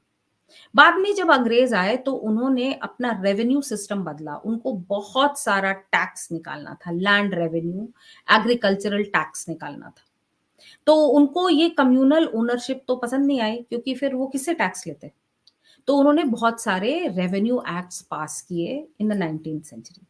ये रेवेन्यू एक्ट जो है, वो एक मिक्स्ड स्त्री और पुरुष दोनों की मिल्कियत वाले सिस्टम को बिल्कुल ही केवल पुरुष की मिल्कियत हो प्रॉपर्टी पर, ऐसा सिस्टम उन्होंने बना दिया, क्योंकि उनको वही पता था। उनके सिस्टम में तो स्त्रियां एग्जिस्ट ही नहीं करती। उनकी विधि में 19वीं सदी तक स्त्रियां एग्जिस्ट ही नहीं करती थी। केवल उनके पति एग्जिस्ट करते थे। It was called the law of coverture. मतलब जो स्त्रियां हैं वो कवर्ड थी by all the men in their family. वो बिल्कुल ही उनकी अपनी कोई आइडेंटिटी नहीं थी। तो उन्होंने तो अपने इसी क्रिश्चियन और अब्रामाइक थिंकिंग से लॉज ऐसे पास किए कि उस परिवार का एक पुरुष पुरुष सारे टैक्स के लिए वो हो गया लायबल, और साल में 2 बार वो बहुत हेवी टैक्सेस लेते थे। अब इससे क्या हुआ? कि ये जो मिल्कियत थी, ये जो पोज़ेशन थी, ये कम्युनल से इंडिविजुअल हो गई। उसके बाद टैक्स इतना ज़्यादा लिया जाता था कि पॉवर्टी बहुत बढ़ गई। और इन सब चीज़ों के कारण ये एक जो बहुत सारी चीज़ें बगैर पैसे के होती थी ना, विवाह, उसमें ज़रूरी नहीं कि कुछ भी पैसे का आदान-प्रदान हो। कुछ कस्टमरी चीज़ें, कुछ कम्युनल ओनरशिप, ये सब सारी जो एडजस्ट होकर जो बातें हो जाती थी, उसके साथ भी सारे विवाह और विवाह संबंध चलते रहते थे। लेकिन अब जब छीन कर पूरे परिवार से एक को दे दिया गया, तो वो उस एक की प्रॉपर्टी हो गई, वो उस एक की मिल्कियत हो गई और वो एक हमेशा पुरुष था। तो जो स्त्री थी, उसकी तो जो वैल्यू है वो घटती गई क्योंकि वो ओनर हो ही नहीं सकती थी और ये नया लॉ था। ये लॉज़ पास किए गए थे बाय द ब्रिटिश। अगर अगेन मैं जो बताती हूँ कि लोग इस पर किताबें लिखती हैं, तो एक वीना तलवार हैं। उन्होंने पंजाब में ये जो हुआ है 200 साल, उसकी एक बड़ी ही ज़बरदस्त स्टडी की है। और इस स्टडी को आप उनकी छपी हुई किताब में पढ़ सकते हैं। तो और अभी मैं जो आपको बता रही हूँ वो उसी किताब से लिया गया है। पर इस तरह के प्रोसेस देश में जगह-जगह होने लगे। तो इसको क्या किया गया, फिर एक कम्युनिटी बेस्ड समाज को पुरुष प्रधान समाज बना दिया गया। और जब पुरुष प्रधान हो गया, तो स्त्री की जो हैसियत थी वो घटती गई, फिर वो बोझ बन गई। फिर उसके बाद उसकी शादी में देना पड़ा आपको नए-नए शब्द और नए-नए कॉन्सेप्ट्स आ गए कि दहेज देना पड़ा क्योंकि वो पुरुष इतना मूल्यवान हो गया था कि उसको बिना पैसे दिए, बिना खरीदे आप विवाह कर ही नहीं सकते थे। पुत्री का मूल्य खत्म, पुत्र का मूल्य इतना बढ़ता गया कि आपको दामाद भी खरीदना पड़ा। आपको दामाद खरीदना पड़ता है, क्योंकि आपने पुत्री की जो लीगल हैसियत है, जो प्रॉपर्टी ओन करने की हैसियत है, उसको खत्म कर दी। तो ये तो मैंने आपको थोड़ा-से डिटेल में बताया है, लेकिन मैं और ये कहना चाहूँगी ना, इस तरह के जो tinkering with customary laws of the land जो किया है अंग्रेज़ों ने, उससे बहुत लॉन्ग लास्टिंग हानि हुई है हमारे ऊपर। और आज के दिन में अगर आप कहेंगी तो मुझे लगता है ये तो एक सबसे बड़ी कुरीति है। घट रही है ये भी, पर मैं नहीं कह सकती हूँ कि ये खत्म हो चुकी है। खत्म नहीं हुई है, घट तो रही है। यस, जी। डेफिनेटली कम हो रही है, काफ़ी कम हुँ, हो रही है, लेकिन अभी भी अ, अगर हम जाएँ डेटा देखने जाएँ तो अपने ये डाउरी प्रोहिबिशन एक्ट आया था 1961 में, उसके बाद काफ़ी कम हुई है बट स्टिल क्योंकि अभी भी उसका है। पनिशमेंट इतना कम है कि वो स्टिल देखने को मिलती है। और आप तो ये एक और देखिए ना रुचि जी, यहाँ प्रॉब्लम क्या आती है कि एक समय में जो प्रॉपर्टी का डिवीज़न था बच्चों में, वो इसी तरह से होता था कि शादी के वक़्त जो प्रॉपर्टी का पार्ट लड़की का होता था, वो उसको दे दिया जाता था। इसी डाउरी या जिसके नाम से उसको दे दिया जाता था। और जो लड़कों का पार्ट होता था, वो लड़कों को दिया जाता था। लेकिन अब तो हम वो इनहेरिटेंस एक्ट भी बदल चुके हैं ना। तो इनहेरिटेंस एक्ट में तो at the death of the parent जो भी प्रॉपर्टी होगी, वो सब सिब्लिंग्स में डिवाइड होगी। तो इन दिस केस फिर ये एक सोशल प्रॉब्लम आ जाता है कि डाउरी खत्म नहीं हो रही है। शादी के वक़्त आप डाउरी दे दीजिए और उसके बाद जब पेरेंट की मृत्यु हो, तो उसके बाद सेकंड टाइम फिर उस लड़की को प्रॉपर्टी का पार्ट मिलेगा। वहाँ से वो जो समस्या शुरू होती है, वो एक दूसरी समस्या को भी जन्म देती है सुमेधा जी, जो आती है, जो भ्रूण हत्या से रिलेटेड। एक टाइम ऐसा आया था जब फीमेल पॉपुलेशन स्पेशली हरियाणा में रेशियो बहुत डाउन चला गया था। अभी मैं तो आपको रिसेंटली उसका बहुत अच्छा है, कारण बताऊँगी उसका 2022। हाँ, आपको उसका कारण बताऊँगी तो आपको बहुत ज़्यादा मज़ा आएगा।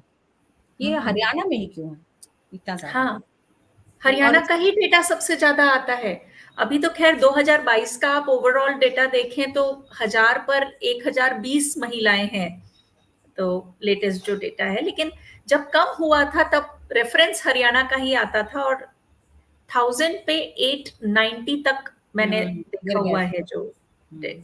डेटा। तो क्या रीज़न था? बिल्कुल मैं क्या बताइए। बताऊँ रुचि जी और इस पर किसने शोध किया है वो भी मैं बता दूँ संजीव सान्याल जो पीएम्स इकोनॉमिक एडवाइजरी काउंसिल के मेंबर हैं संजीव सान्याल और वो हिस्ट्री की किताबें भी बड़ी अच्छी लिखते हैं। उनकी आप ज़रूर श्रोतागण उनकी किताबें ज़रूर पढ़ें। वो भारतीय इतिहास पे बहुत अच्छी किताबें लिखते हैं। वो इकोनॉमिक्स पे भी किताबें लिखते हैं और वो डेटा एनालिसिस भी बहुत करते हैं। तो उन्होंने भ्रूण हत्या पर एक पीस लिखा है। तो उन्होंने क्या पाया अपने शोध से? ज्यादातर समाज सोसाइटीज में एक स्लाइड होता है प्रेफरेंस, स्पेशली ट्रेडिशनल सोसाइटीज में, फॉर द मेल चाइल्ड, कि वो काम करेगा, खेत में काम करेगा और ताकत वाली चीजें एक जमाने में ज्यादा जरूरी थी, आज के दिन में तो ये दिमाग ज्यादा जरूरी हो गया है। लेकिन इस स्लाइड प्रेफरेंस को किस तरह से एक्सट्रीम भ्रूण हत्या में परिवर्तित किया गया, इस विलेन का नाम है फोर्ड फाउंडेशन। 60s में फोर्ड फाउंडेशन को ये चिंता हुई कि दुनिया का पॉपुलेशन बहुत ज्यादा बढ़ रहा है और ये एशिया में, इंडियन सब कॉन्टिनेंट में तो पॉपुलेशन बहुत ज्यादा बढ़ ही रहा है। तो इसलिए उन्होंने सोचा कि यहाँ पर भ्रूण हत्या से पॉपुलेशन कम हो सकती है। और फिर उन्होंने और देखा कि अगर है आपको पुत्र ही चाहिए तो फिर ये पहले से ही पता चल जाए कि वो पुत्र है या पुत्री है, और अगर पुत्री है तो उसका वहीं कोख में ही उसकी हत्या कर दी जाए, तो फिर एक पुत्र उत्पन्न होगा। तो ये एक मॉडर्न जमाने की इस तरह की आ, मतलब अब मुझे तो ये बहुत ही जघन्य कृत्य लगता है ये फोर्ड फाउंडेशन का। उन्होंने इसको फंड किया। और आपने कहा ना हरियाणा में सबसे ज्यादा है, ऐसा क्यों है? क्योंकि ये बेस था दिल्ली में और इनके पास इनको गाड़ियां मिलती थी। तो ये इनकी गाड़ियां जहां जहां तक, जिस जिस गांव तक पहुंच पाती थी, उन गांवों में भ्रूण हत्या मैक्सिमम है। और वो गांव जो थे दिल्ली से हरियाणा तक वाले जो गांव थे, वो ये अपनी गाड़ी से बड़े आराम से पहुंच सकते थे। तो उसी एरिया में मैक्सिमम पेनिट्रेशन है ऑफ दिस फीमेल इन्फेंटिसाइड, कि पहले से पता कर लो कि वो फीमेल है या मेल है और उसके बाद उसकी हत्या कर दो। रोचक बात यह है कि इस प्रथा को किसी तरह से बताना चाहते थे कि ये नहीं पुराने जमाने से चली आ रही है। आपको वो जो मैंने उपनिवेशवाद और वो जो अंग्रेजों का एक ख्याल था कि इस समाज में केवल कुरीतियां ही, वो तो मैंने बताया ही है। तो उस समय 18वीं 19वीं सदी से ही ये बताने की कोशिश की जा रही थी कि पुरुषों के अलावा स्त्रियों की कोई यहाँ पर महत्ता नहीं है। वो तो मैं आपको अभी इस टॉक में बता ही चुकी हूँ। तो उन्होंने क्या किया, और यहाँ पे बहुत हमें ध्यान देना पड़ेगा कि कुछ जो उनके बुद्धिजीवी थे, उन्होंने ऋग्वेद का मिस ट्रांसलेशन किया और उस मिस ट्रांसलेशन से हमें ये बताया कि ऋग्वेद में लिखा हुआ है कि अगर वो शिशु, अगर वो स्त्री है तो उसकी हत्या कर दो। तो ये पढ़कर मुझे, ये जानकर मुझे बहुत अत्यंत दुख होता है। कुछ बुद्धिजीवी कहते कि नहीं नहीं, उन्होंने जानकर नहीं किया, वो गलती से हो गया था, ये मिस ट्रांसलेशन गलती से हो गया था। क्योंकि इस तरह का ख्याल ये उपनिवेशवाद वाले रखते थे, वो चाहते थे कि बहुत ही बुरे ढंग से समाज को प्रेजेंट किया जाए, इसलिए मुझे बहुत ज्यादा आश्चर्य नहीं होगा अगर ये जानकर किया गया था। बहरहाल, इस तरह के हमारे शास्त्रों का मिस ट्रांसलेशन करके और हमें गलत इंफॉर्मेशन देकर कि उन शास्त्रों में क्या लिखा है, हमारी बहुत सारी गलत धारणाएं पैदा की गई हैं और उनको बहुत गहरा अंदर डुबाया गया है। तो ये मैं साफ कर दूं कि भ्रूण हत्या, फीमेल इन्फेंटिसाइड, कहीं भी हमारे किसी भी श्रुति या स्मृति में इसके बारे में कुछ नहीं लिखा है।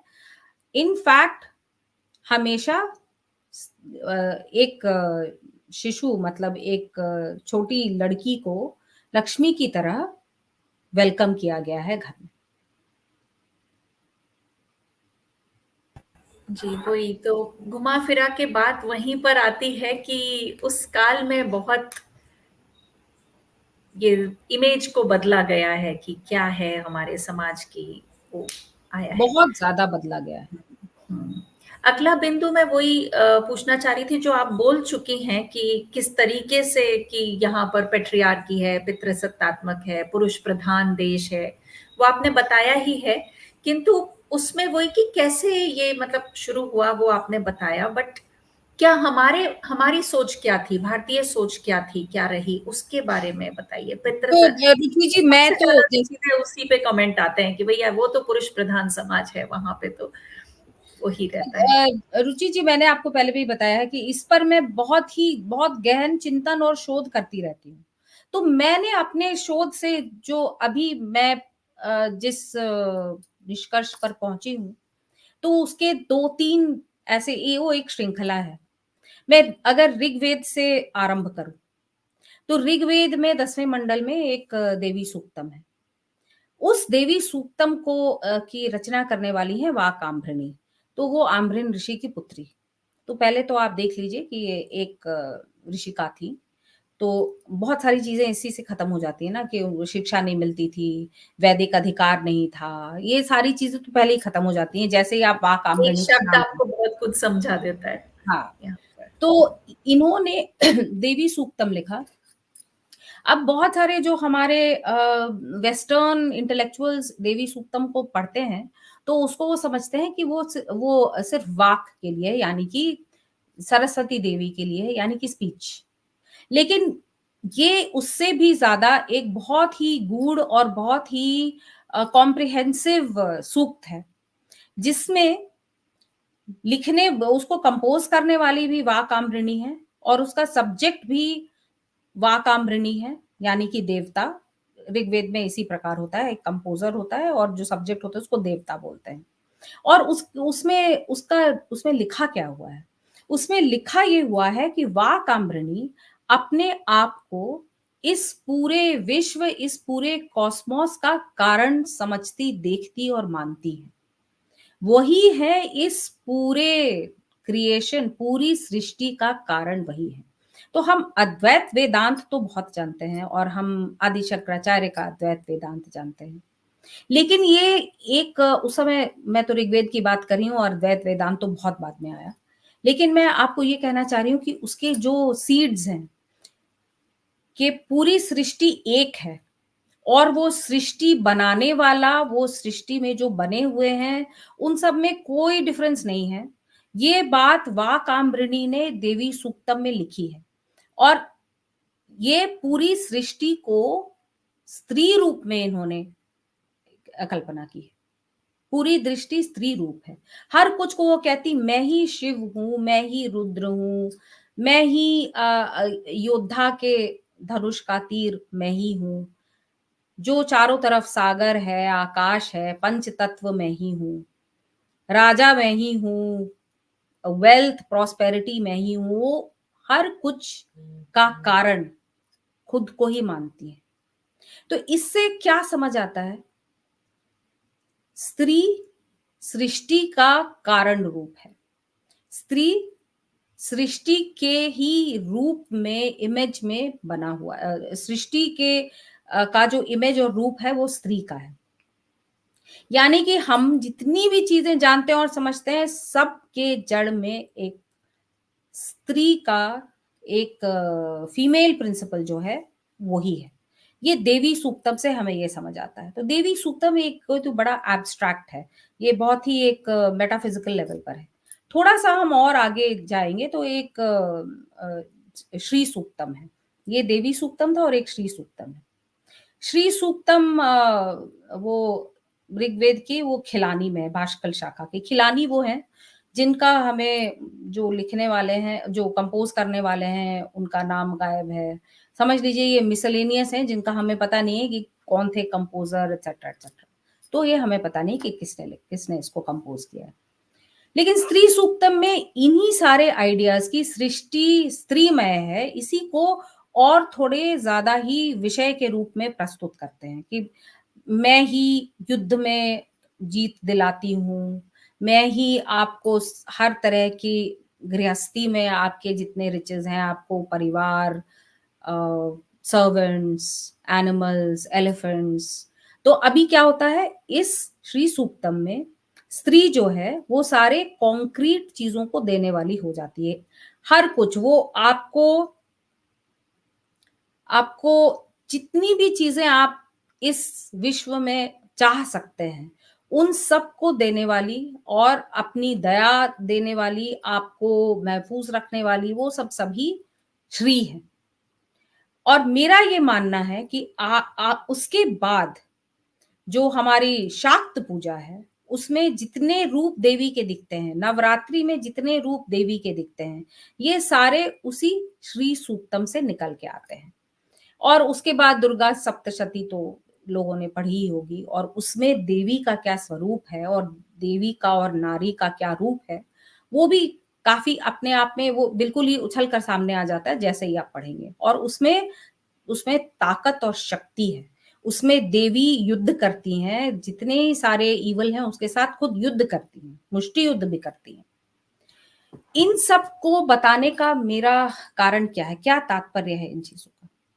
तात्पर्य ये है कि ये रही हमारी धारणा स्त्री के बारे में, कि स्त्री विश्व रूप है, विश्व का स्वरूप है, और स्त्री ही सारी चीज़ों का कारण है। जब ऐसा अगर आप सोचते हैं, आपके जो ट्रेडिशंस है, आपकी जो वैदिक सोच है, जब इस तरह से ये संरचना है, स्त्री के बारे में ये सोच है, तो फिर आप कहाँ से ये सारे पुरुष प्रधान समाज वगैरह-वगैरह ये आता कहाँ से? ये आता इसलिए है क्योंकि समय बीतता गया, बहुत सारी चीज़ें बदलती गईं, और हमारी जो अपनी सोच थी, वो भी बहुत बदलती गई। अभी आपने बिल्कुल आरंभ में अर्धनारीश्वर का आपने एक मेंशन किया था। तो आप सोचिए कि हमारे यहाँ क्या सोच है? समाज में स्त्री है और पुरुष है, लेकिन दोनों अलग नहीं है, दोनों जुड़े हुए हैं। और जुड़कर ही एक समाज ऐसा पैदा होता है, एक समाज ऐसा होता है जो अच्छा और बिल्कुल हार्मोनियसली चल सकता है। ये जो हमारे यहाँ आजकल फेमिनिज़्म बहुत चला हुआ है, फेमिनिज़्म में क्या है? स्त्री और पुरुष तो एक-दूसरे से केवल युद्ध करने के लिए है। वो एक-दूसरे के पूरक नहीं, वो एक-दूसरे से युद्ध करने के लिए हैं। तो अगर आधा समाज आधे समाज से युद्ध कर रहा है, तो समाज का क्या होगा? वही जो हम आजकल देख रहे हैं। इसलिए मैं तो ये भी चाहती हूँ कि ये फेमिनिज़्म को भूलकर हम अपने शक्ति, शिव और अर्धनारीश्वर स्वरूप पर वापस आ जाएँ। बिल्कुल, वही जो बात है ना कि एक तरफ समानता है और एक तरफ पूरकता है। तो हमारी सोच जो थी वो पूरकता की रहनी चाहिए, ना कि समानता की। दोनों अपने आप में भिन्न है और दोनों अपने आप में इम्पोर्टेंट है। लाइक किसी एक को इम्पोर्टेंट और किसी को नीचे नहीं कह सकते।